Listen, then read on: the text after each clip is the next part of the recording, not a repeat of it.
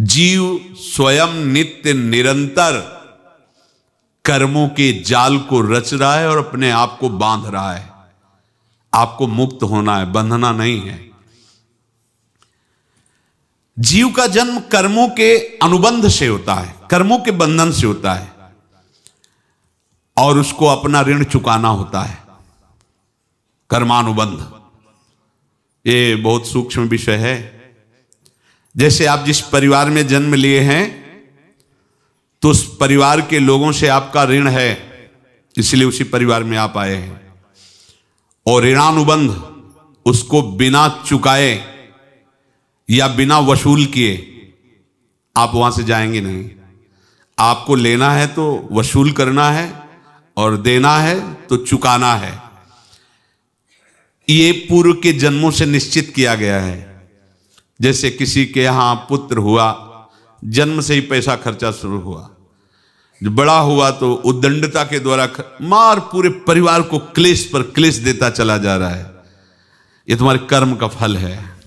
या ऐसे शक्तिहीन बुद्धिहीन ऐसे पागल पूरे जीवन सेवा करो, तुमसे अपना हिसाब चुकाने के लिए वो आया है। अब परिवार के जो सदस्य जुड़े आके, मतलब पत्नी आते ही पूरी हृदय में आनंद, परिवार में आनंद, और जीवन भर वो आनंद ही सुख देने के लिए उसका जन्म हुआ। वो अपना ऋणानुबंध मुक्त, और आते ही भयंकर क्लेश खड़ा कर दिया, बीच में दीवाल और झगड़ा वैसा, फिर अतरे दिन मारपीट शुरू, कलह अशांति, पूरा जीवन नरक हिसाब करने आए। यहां ऋण चुकाए बिना कोई जा नहीं सकता, ऋण चुकाना पड़ेगा। किसी का ऋण वसूल करना है तो किसी को ऋण चुकाना है, दोनों काम करने होते हैं। अनेक जन्मों में अनेक लोगों के साथ हमने जो बर्ताव किए हैं, अच्छे या बुरे, वो होंगे। अब किसी आदमी को हम जानते नहीं, अचानक मिला, अचानक टक्कर लगा और मार पीट गाली गुप्ता सब कर दिया, चुपचाप सह लो। क्यों? ये आपका हिसाब है, पूर्व का हिसाब। हमारा उससे कोई द्वेष नहीं, कोई संकल्प नहीं। अचानक घटना घटी और हमसे द्वेष करने लगा, हमें पीटने लगा, हमें गालियां दे, ये हिसाब है, चुपचाप सह जाओ। अपने घर का भाई ही भारी दुश्मन बन गया और क्लेश देने, हिसाब है। एक प्रभुदत्त ब्रह्मचारी जी की वाणी में पढ़ा था, एक महात्मा जी भ्रमण करते थे तो उस समय असरफियां चलती थी, मोहरे असरफियां, तो उनको भेंट में देते लोग। तो या तो ठाकुर सेवा में लगे तत्काल, या संत सेवा में तत्काल लगे, उसका संग्रह करके डोलना ये ठीक नहीं है। बैरागी के लिए सिद्धांत में ये ठीक नहीं है। तो जब 2, 4, 6, 8 ऐसे मोहरे हुई तो उन्होंने विचार किया कि और भ्रमण करके जब काफी मोहरे हो जाएंगी तो प्रयागराज में जब कुंभ पड़ता है, एक बार पूरे सब अखाड़े के संतों को, अलग अलग संप्रदाय सब संतों को बुलाएंगे और सबको पुआएंगे। अब साधु है तो यही विचार करेगा, और क्या विचार करेगा। तो उन्होंने ऐसे डंडा बनवाया, बेंत, जो ऊपर से चूड़ीदार और भीतर पोला, और मोहरे उसमें डालते गए। और भ्रमण, जहां जहां श्रद्धालु भगत थे सबके यहां जाना और इच्छा रखना कि एक मोहर तो दे दे दक्षिणा में। कामना कोई भी हो वो बांधती ही है, ध्यान रखना। इसीलिए प्रभु जो चाहे वो करे, अपनी चाह नहीं रखनी चाहिए, अपनी चाह प्रभु की चाह में मिला देनी चाहिए। धीरे धीरे वो छड़ी भर गई। भ्रमण करने वाले महात्मा चूड़ी लगाई, इंतजार करते रहे। जब प्रयाग का कुंभ पड़ा तो चले। तो रास्ते में एक गांव में पूछा जाता है, जैसे कहीं रुको कि कोई श्रद्धालु ऐसा है जो संत सेवी है। तो कुछ लोगों ने बताया, हाँ एक परिवार है बहुत संत सेवी है और आपको मिलाते हैं उनसे। हाँ ये महाराज घर में रुका, खूब अच्छा हलवा पूड़ी पवाया, और जो घर के मालिक थे चरण दबाए। चरण दबाते दबाते उनकी दृष्टि पड़ी उस डंडे पे, इतना मोटा और ऊपर से कुछ चूड़ी सी भी नजर आ रही। इस डंडे में तो कोई रहस्य है ही है। अब महात्मा जी को खवा पिला के सुला दिया। महात्मा जी जब सो गए तो पत्नी से धीरे से कहा, वो डंडा लाओ बाबा जी का डंडा। वो चूड़ीदार जो ही खोला पलटाया तो सैकड़ों मोहरे। ऐसे संत रोज पधारे भगवान, तुम आनंद हो जाए फिर क्या। पत्नी से कहा, नाप के कंकड़ लाओ। वो तो महात्मा जी तो खाए खीर पूड़ी, आराम से सो रहे। रात में पूरी प्लानिंग करके उसमें कंकड़ भर के चूड़ी लगाकर सिराने रख दिया, सारी मोहरें हटा ली। महात्मा जी आराम से छड़ी उठाए तो वजन पक्का। वैसे बड़े लोग चतुर होते हैं, पर ये नहीं जानते कि कर्म कितना भयानक होता है। और उनकी कोई संतान नहीं थी, पर धन में इतना प्रेम उनको था। बहुत सावधान। साधु महात्माओं के पास जो अर्थ है, गृहस्थी अगर आता वहीं से है, पर अगर उसको जोर जबरदस्ती या किसी छल कपट से, तो वो उसका विनाश ही करता है। आज तक का प्रमाण है। अब उनको ये भाव पता नहीं होगा, या पता होगा तो लोभ के कारण वो उसको मान नहीं पाए होंगे। महात्मा जी गए प्रयाग में, किसी अखाड़े पर रुके और वहां प्रार्थना की कि कल जो है संपूर्ण अखाड़ों का निमंत्रण किया जाए और सब संतों को भोग पवाया जाए और उनको दक्षिणा भी दी जाए। महंत ने सोचा कि बहुत बड़ा है तो उत्सव है, क्योंकि प्रयाग में कितने हजारों संत महात्मा सब। तो उनका महाराज बोरों इसमें चीनी और टीनों घी लगेगा, सब व्यवस्था। बोले आप मंगाइए, एक एक हिसाब हम करेंगे, हमारे पास सब व्यवस्था है। बोले कुछ तो पहले दे दो, वो इकट्ठे देंगे हम। उनको था कि अगर हम छड़ी खोला और दो चार मोहरे दी, किसी को पता लग गया तो गड़बड़ हो सकती। बोले हम भंडारे के समय आखिरी में सब कुछ आपको दे देंगे। ठीक है। वो अपने पास से पैसे लगाकर खूब जितना सामग्री सब लाए, लाखों की, और सब संतों को निमंत्रण कर दिया। संत जन निमंत्रित हो गए, भंडारा बन रहा है। तब वहां के महंत है, उनका देखो भंडारा भी बन रहा है, संतों को निमंत्रण।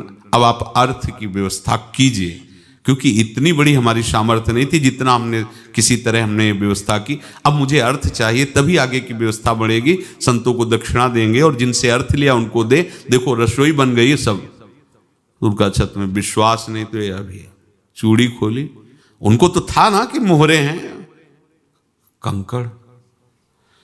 तो जैसे कितना उनको सदमा लगा होगा। हजारों संतों का निमंत्रण, रसोई बन, मतलब संत हो के छल कपट। तो उनका महाराज आपने तो हमारा नाश कर दिया, जो महंत थे। अब बताओ रसोई बन गई, संत निमंत्रित हो गए और आप ये कंकड़ दिखा रहे हैं हमको। आपने तो हमें बर्बाद कर दिया। हमारी इतनी सामर्थ्य नहीं थी, आप पहले बता देते। संत होकर ऐसा छल कपट। अब वो बोले तो क्या बोले, क्योंकि उनको पता था कि मोहरे हैं इसमें। अंदर से उनका चिंतन गया उसी सेठ के पास, अच्छा ऐसा धोखा हमारे साथ किया, भोगोगे तुम। ये जो निकलता है ना भोगोगे, ये अकाट्य होता है। क्योंकि किसी का भी हृदय, मान लो किसी भी जीव जंतु को आप कष्ट दें और उसका हृदय आह भर जाए, तो वो आह वज्र की लेख है, तुम्हें भोगना पड़ेगा। वो देखो भीष्म जी को भोगना पड़ रहा है ना। सांप को ऐसे धनुष की नोक से उठाया और बंबूल के कांटों के ऊपर फेंक दिया, कई दिन तक शेदा हुआ, वो आह भर करके मरा। तो आपको 6 महीने बाणों की सैया पर आह किसी की ना लेना जिंदगी में। कोई ऐसा कोई आह भर करके कह दिया तुम समर्थ हो, हम तो कुछ कर नहीं सकते, और अंदर से दुखी, फिर तुम्हारी सामर्थ्य काम नहीं करेगी, मिट्टी में मिला देगी। फिर ये तो संत थे और भगवत आराधना के लिए, संत आराधना के लिए ही ऐसा किए हुए थे। अब इनका कैसे मुंह दिखाएं, अब क्या करें। सुबह संत जन आएंगे, सबके बीच में हमारी कि देखो इन्होंने, अब क्या करें। गए और संगम में जाके छलांग लगाई, अपने प्राण त्याग दिए। अब उनके तो पास मोहरे थी और व्यापार बढ़ा, और 9-10 महीने बाद ही लड़का हुआ।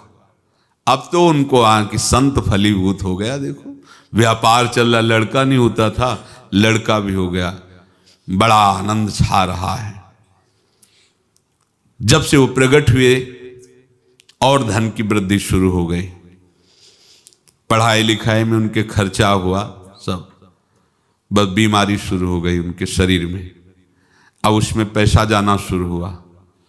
इतने आसक्त तो वो दोनों हो गए कि कुछ भी हो, व्यापार ठप, संपत्ति बेचना शुरू। तो उन्होंने कहा कि बेटा मैं क्या कर सकता हूं तुम्हारे लिए? बोले हमारी अंतिम इच्छा है प्रयाग चलो, और जितने प्रयाग में संत महात्मा सबको एक बार भंडारा करवाओ, हमारी इच्छा अंतिम है, क्योंकि अंतिम यही इच्छा थी। तो बोले अब ज्यादा संपत्ति तो नहीं रह गई, तो बोले घर बेच दो, मेरे लिए ही तो है, बेच दो, मुझे लगता मैं बचूंगा नहीं, पर मेरी अंतिम इच्छा पूर्ण कर दो। घर बेच दिया, जेवर बेच दी, वहां गए, जब संत सेवा की तो बोले मुझे संगम तक ले चलो। संगम तक ले गए और बोले समझे तुम चुराए थे और हमने उसको छीना है, कुछ नहीं रह गया तेरे पास कुछ, अब केवल ममता और आसक्ति में जल कर मर और नरक प्राप्त कर। मैं वही महात्मा हूं जिसकी तूने मोहरे ली थी, शरीर छोड़ दिया। महात्मा को जन्म लेना पड़ा और इनको दुर्गति भोगनी पड़ी।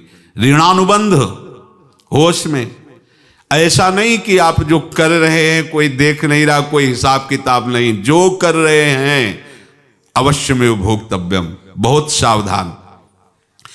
अनेक जन्मों में अनेक लोगों से जो कुछ लिया दिया है, इस लेने देने को मिटा देने के बाद ही तुम मुक्त हो गए। इसीलिए एक उपाय है, लेना न देना मगन रहना। क्या? मालिक को समर्पित हो जाओ, मालिक को अपना माना हुआ समर्पित कर दो, खत्म।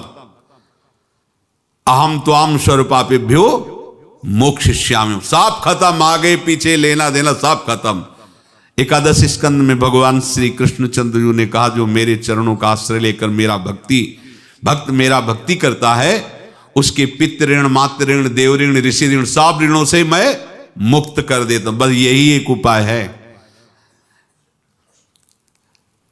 जो इसके बंद करने का उपाय भक्तों के लिए है, वो यही है, भगवान की शरण में होकर अपना माना हुआ पूरा भगवान के अर्पित कर दो। अर्पित करने का तात्पर्य उसमें अहम हटा दो। तो दियम वस्तु गोविंदम तुभ्यमेव समर्पय। जिनसे तुमने सेवा करवाई है उनकी सेवा करनी पड़ेगी, जिनसे तुमने जो कुछ लिया है उनको देना पड़ेगा। ये लेने देने का व्यापार जब तक समाप्त नहीं होगा तब तक तुम्हारा जन्म मरण चलता रहेगा। अब आपको यहां समझना है, यदि आपसे किसी ने पैसे लिए बेईमानी करके नहीं दे रहा है तो आप उसको गाली मत दीजिए, आपने बेईमानी की थी इसलिए आपकी बेईमानी हुई है, ले गया, कोई बात नहीं है, बंधन से मुक्त हुए, जो बोझा था चला गया। उसको ऐसा ना देखे कि ये बेईमान हमारे रुपए मार लिए, अब जो कुछ होगा देखेंगे। अगर आप आगे नया कुछ करते हैं तो फिर आगे का हिसाब आपको भोगना पड़ेगा, ध्यान रखना। ऐसा नहीं है कि आपको भोगना नहीं पड़ेगा। एक ही उपाय है कि अब जो शरीर धारण किए इसी में जो भोग ले, आगे ना होना चाहिए। तो क्या करे? सर्वतो भावेन भगवान की शरण ले ले। ये तो सर्वाणि कर्माणि मयि सन्न्यस्य मत्पराहा अनन्ये नैव योगेन माम ध्यायन्तु उपासते तेषाम् अहं समुद्धर्ता मृत्यु संसार से। ये बड़ा कठिन है पार होना, कोई छोटी मोटी बात है। एक महात्मा बाल्यावस्था से भजन करते थे, शालिग्राम भगवान पास रखते थे और उन्हीं की आराधना करके बस पाठ, नाम, जप और भ्रमण करते थे। यौवन अवस्था थी, गंगा जी के किनारे अपने ठाकुर को विराजमान करके स्नान करने के लिए कपड़ा ही उतार रहे थे कि 90 लोग आ गए, भाला तलवार सब लोग, मारो मारो इसको मारो, घेर लिया। तो उन्होंने हाथ जोड़कर कहा हमने क्या अपराध किया? कोई सुन ही नहीं रहा। तो उन्होंने कहा मार तो डालोगे ही आप 90 लोग, हम कोई अस्त्र शस्त्र तो लिए नहीं, एक बार हमें गंगा में डुबकी लगा देने दो और अपने ठाकुर को स्नान करा देने दो, फिर इसके बाद आप मार देना।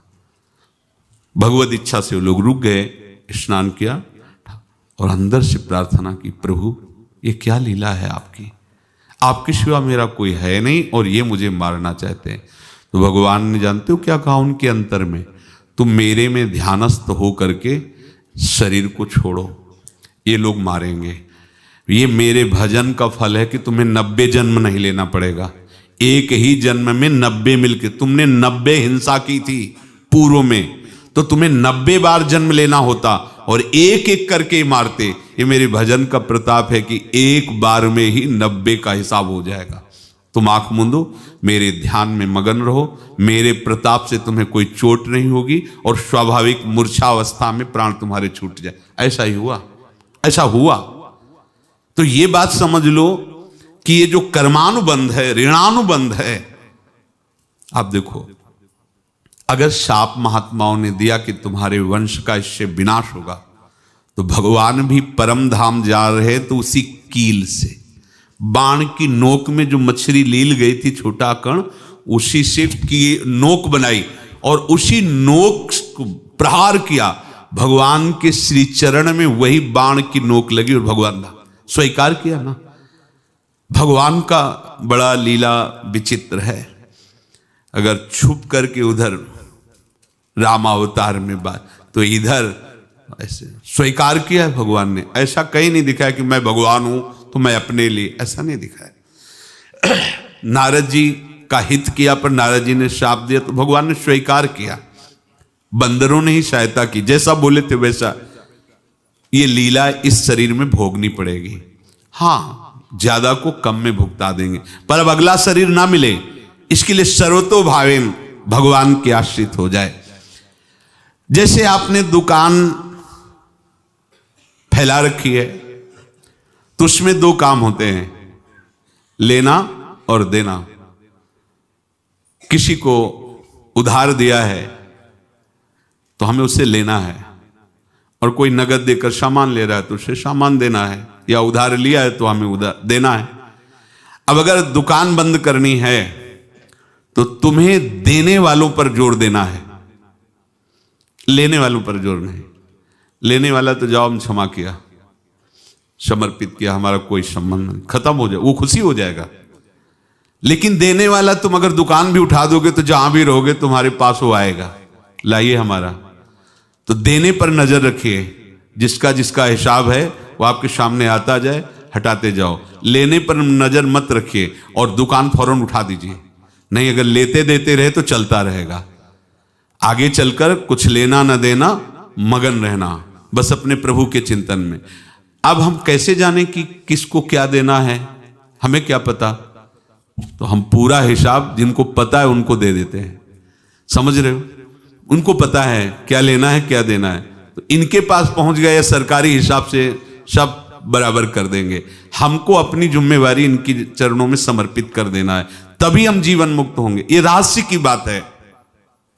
प्रभु कह रहे हैं, यस्य सर्वे समारंभाः काम संकल्प वर्जिताः ज्ञानाग्नि दग्ध कर्माणं तमाहु पंडितम बुधाः।